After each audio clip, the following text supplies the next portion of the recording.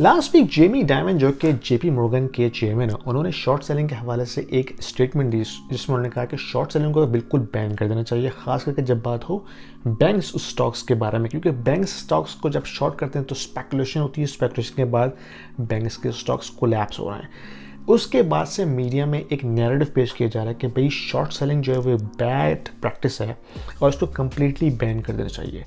मैं इस वीडियो में आपको एक और पर्सपेक्टिव पेश करूंगा जिसके मुताबिक मैं ये कहता हूं कि short selling is a necessity in the stock trading market, जिसके बगैर इसको बैलेंस करना मुश्किल है।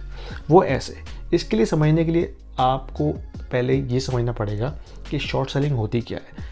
आम अल्फाज में अगर आपको मैं बताऊं कि शॉर्ट सेलिंग इज बेसिकली अगर आप बोरो करके कोई चीज़ सेल करते हैं जो आप पहले से ओन नहीं करते, that is called short selling. इसकी मिसाल ऐसे है कि लेट्स से आपके पास एक पुराना एक्सबॉक्स है और मुझे पता है कि माइक्रोसॉफ्ट ने अगले 2 महीने के बाद एक और एक्सबॉक्स रिलीज़ करना है, नया वर्जन। और जब ऐसा होगा तो जो पुराने एक्सबॉक्स मार्केट में हैं उनकी कीमत गिर जाएगी। लेट्स से आपके पास जो एक्सबॉक्स है वो है $400 का पर मार्केट वैल्यू। अगर मैं आपसे ये उधार लेता हूँ, बोरो करता हूँ एक्सबॉक्स, और मैं आपसे कहता हूँ कि यार तुम मुझे अपना ये एक्सबॉक्स मुझे दे दो 2 महीने के लिए, और 2 महीने के बाद मैं तुम्हें यही एक्सबॉक्स वापस कर दूंगा। आपने कहा ठीक है, नो प्रॉब्लम, और मैं आपसे वो एक्सबॉक्स लेके ईबे पे लिस्ट करता हूँ और उसको $400 का सेल कर देता हूँ। अब लेट्स से जो मेरी प्रेडिक्शन है माइक्रोसॉफ्ट की न्यू एक्सबॉक्स रिलीज़ करने की वो पूरी हो जाती है और 2 महीने बाद माइक्रोसॉफ्ट अपना एक new version of Xbox release कर देता है। तो उसके बाद क्या होता है कि जो पुराने एक्सबॉक्स के वर्जन है वो अपनी कीमत में कम हो जाएंगे, तो मैं मार्केट में जाके वही पुराना एक्सबॉक्स जो मैंने आपसे लिया था, लेट्स से मैं उसको $300 का बाय कर लेता हूँ। अब मैंने क्या किया, 400 का बेचा बोरो करके आपसे और 300 का बाय कर लिया, तो जो $100 का जो डिफरेंस है वो मेरा प्रॉफिट हो गया। और ये प्रॉफिट मैंने कमाया उस चीज़ के ऊपर जिसको मैं पहले से ओन नहीं करता। ठीक है, मैंने आपसे बोरो करके उस चीज़ को बेचा और फिर दोबारा ख़रीद लिया, इस तरह मैंने प्रॉफिट कमाया। तो short selling basically borrowing on something that you don't own to sell it, ये इसकी डेफिनेशन है।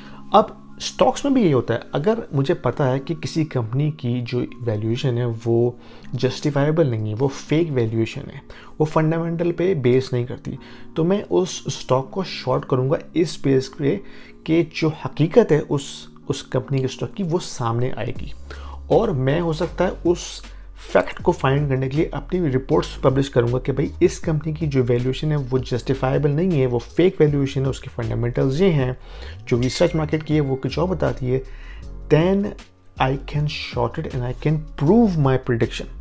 तो शॉर्ट सेलिंग भी यही चीज़ होती है। ठीक है, उसमें स्पेकुलेशन भी है, लेकिन अगर हम इस शॉर्ट सेलिंग को कम्प्लीटली बैन कर दें तो ये जो बबल फॉर्मेशन होती है मार्केट में, उसको चैलेंज करने के लिए कोई इक्वल फोर्स रहेगी ही नहीं। अगर SEC ने ही एक्शन लेना होता तो आज ये बबल फॉर्मेशन नहीं होती हर जगह पे। कितने सारे स्पैक्स और कितनी सारी जो फेक कंपनीज हैं लाइक निकोला, जिन्होंने आखिर किस्म की वैल्यूएशन जो है उन्होंने दिखाई मार्केट में, जबकि वो सारी फेक वैल्यूएशन थी, वो बेस नहीं करती थी फंडामेंटल पे।